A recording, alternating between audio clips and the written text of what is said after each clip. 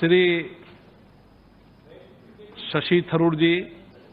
Thank you very much, Mr. Speaker. And I'd like to join my friend and learned party leader, Adhir Ranjan Chaudhary, in saying that we support very much the objectives of the bill. We want India to be a destination for international arbitration, but we have issues with the content and the text of the bill. After all, what is the problem the bill is trying to address here?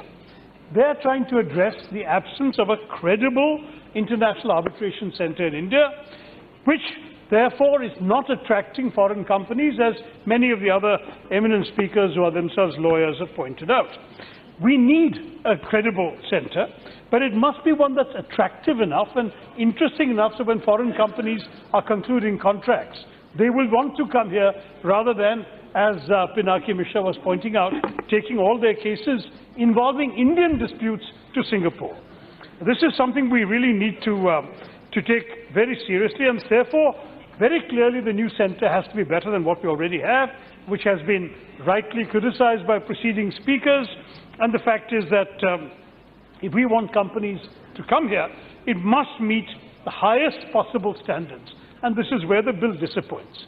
After all, you're trying to look at institutional arbitration, whereas in our country's culture, most arbitration tends to be ad hoc, people just agreeing in a contract between themselves to arbitrate in a one-off procedure. But when you're looking at international arbitration, you're certainly looking at institutional arbitration, and there we have to overcome the inefficiencies of the past that everyone has already pointed to. And also, the purpose of arbitration is to cut through the existing inefficiency of the court process, which has made ease of doing business such a problem because of the difficulty of fulfilling contracts. When obviously contracts are resolved and arbitration moves in a swift manner, then of course the whole process is where companies are encouraged to come here. Now, the more bureaucratic the nature of the center and the more government control there is, unfortunately, the less attractive it's going to turn out to be to others. We're seeing this already with the Chinese Arbitration Center, or CTAC, which is unfortunately very similar to what our government has come up with. The CTAC is also an arbitration institution governed by the government of China, and no one considers it to be autonomous of the government, and people don't like going there, whereas the Singapore International Arbitration Center obviously attracts all the number of cases we've been hearing about, as does the ICC in London. Now, what is striking is, remember that it's not you and I and the lawyers here who have to be happy. Those who will be taking cases to the court are foreign companies for the most part, or companies that are concluding contracts between a foreign company and an Indian company. If you don't set up an institution that appeals to them, then all your efforts will go in vain. So I'd like to urge 6 specific suggestions on the Minister under 4 broad headings very briefly. One is on autonomy. Clause 11 of the Act states that the General Superintendent's direction, control and management of affairs shall be vested either with the central government or with a custodian appointed by the central government. This is a mistake, Mr. Speaker. There is no question that every study on arbitration shows that independence of the arbitral institution is key when it comes to why companies choose an institution for arbitration and what is the choice of a forum for dispute settlement. So when a foreign investor is coming here, if they don't think ours is autonomous of the government, there's going to be a problem. And let's face it, in our country, a lot of the disputes involve PSUs, as Shaukat Roy pointed out, metros and so on, and therefore the influence or even the perceived influence of the government over the arbitration center would work against the perception of its autonomy.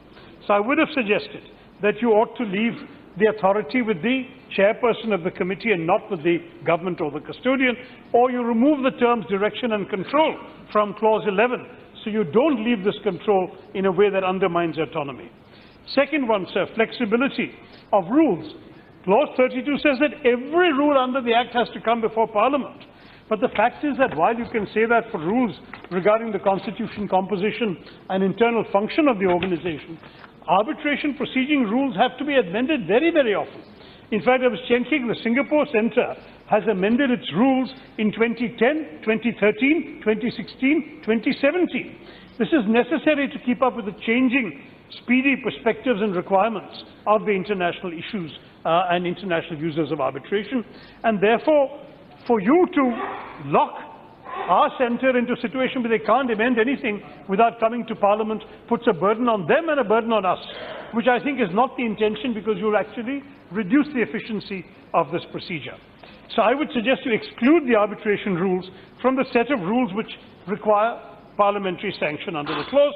Show that you're responsive to the needs of the clients. And then the last point, sir, a broader mandate is needed so that you can actually develop more expertise, create a vibrant arbitration community here by including in the terms of the New Delhi Centre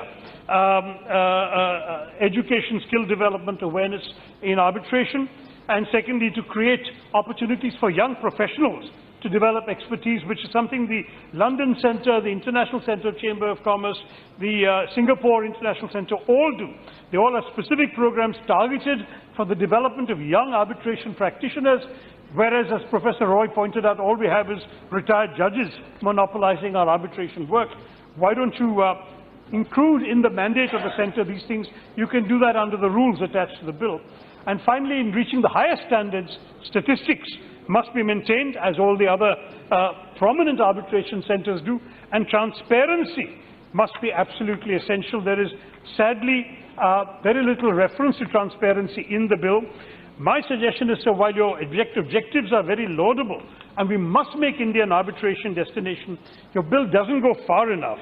If you're going to create a centre, don't create one that fails to fulfill the very purpose for which you're creating the centre by failing to attract the people you want to attract.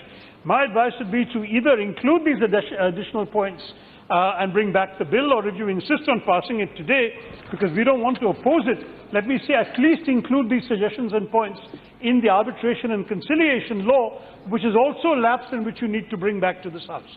But reconciling the two would give you a better centre, and one that will